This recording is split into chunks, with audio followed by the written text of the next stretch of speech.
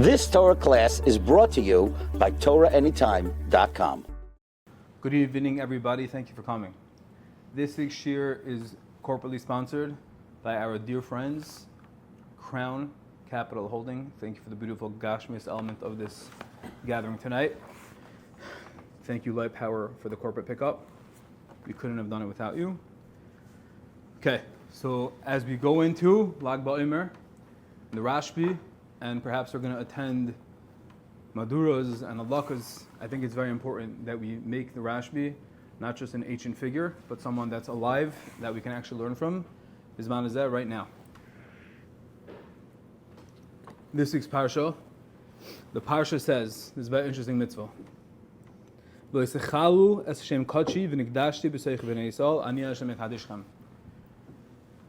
Do not desecrate my name. Sanctify me amongst Bnei Yisrael. I am Hashem, your sanctifier. I'm your Mekadesh. Rashi asks, what are these extra lashonis? On and on. Why does it say once you sanctify me? Why does it say don't desecrate me? Etc. So Rashi says a big yisoid. The yisoid is, says Rashi, says Rashi a big chiddush in the pasuk, that the reason why the Torah has to tell you, don't desecrate me and sanctify me, what's the redundancy? The answer is that if a person is ever in a situation where he has to give up his life for Kadosh Baruch Hu, he has to be moiser nefesh, he has to give up his life for Kadosh Baruch Hu, which has happened unfortunately many times, not unfortunately, but it's the greatest mitzvah possible. Says Rashi,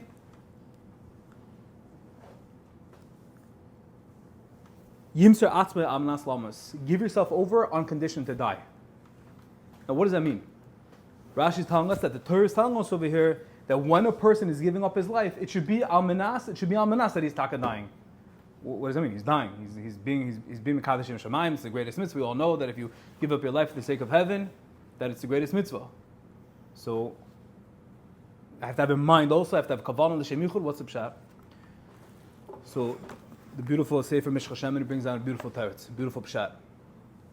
He says a person can think that as he's going to be executed, as he's about to be killed, whatever, maybe that's Rahman al happening, a person can start conjuring up, start thinking to himself that maybe I'm going to make a bigger Kiddush Hashem in my mind. How?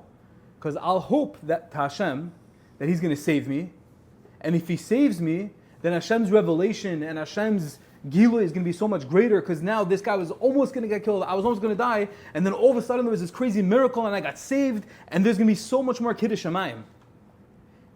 And that says the Torah, you have to have in ganskait lishma, amenas lamas. And that's what the Torah is telling you, that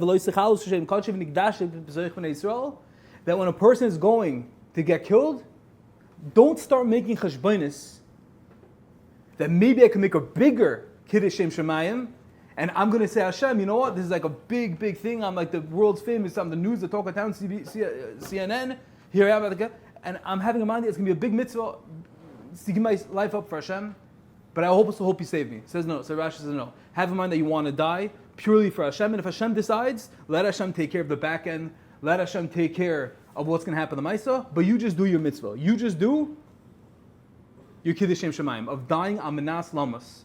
That's the yisoid of the Torah over here.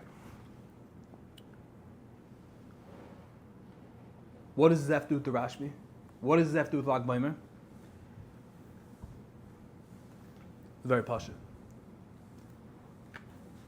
There's a medrash that says the following incredible story. It's long inside, so I'm going to try to paraphrase it.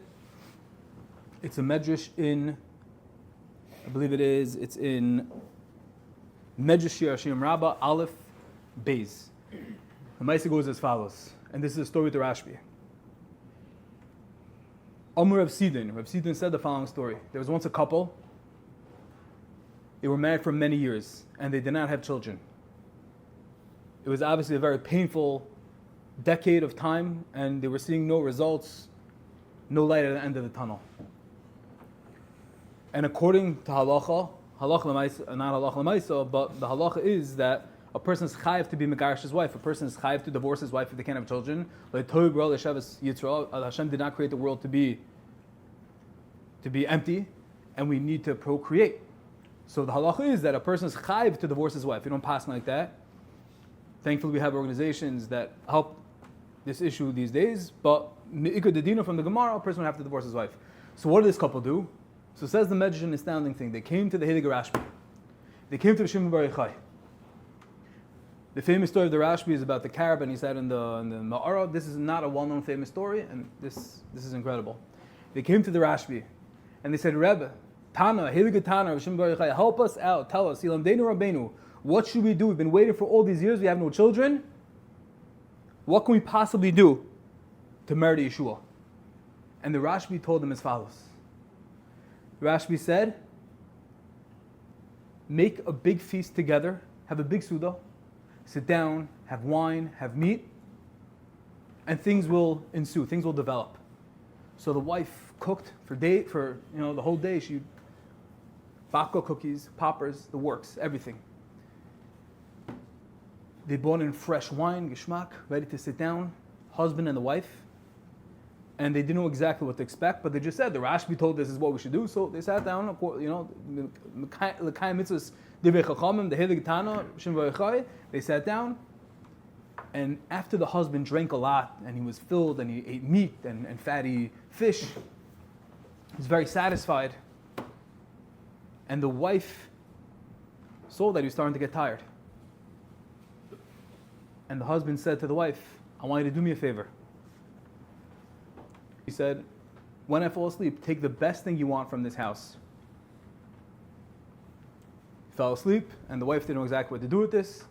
The husband fell asleep, and the next morning, the husband found himself in his father and mother's house, in his parents' house. He woke up, he was all confused. The last night he was with his wife, sitting by the Suda, and the next morning, his bed was removed, and he woke up in his parents' house. He ran back to his wife, and he said, I don't understand, like, makara, what happened to you? You kicked me out of the house? I told you take the best thing out, and you kicked me out? And the wife said, you're the best thing in my life.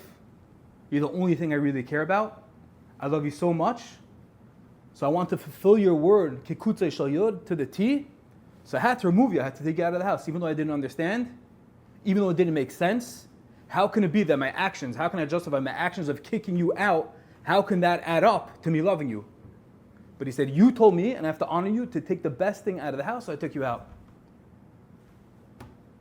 After that, they went back to the Rashbi. The Rashbi said, after, a day later, come back. Came back, and the Rashbi said, knew what happened, and they told him how the story went, that they had the meal, and what the husband said, and that the wife kicked the husband out of the house. And at that moment, what happened? The Rashbi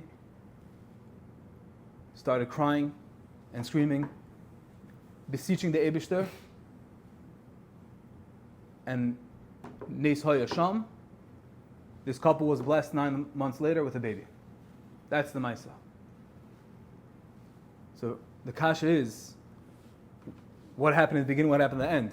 If the Rashbi was able to daven in the beginning, he was able to break the iron gates, break through to the Rekir Dishmaya, Pamaya Dishmaya, and break through straight through to Hashem.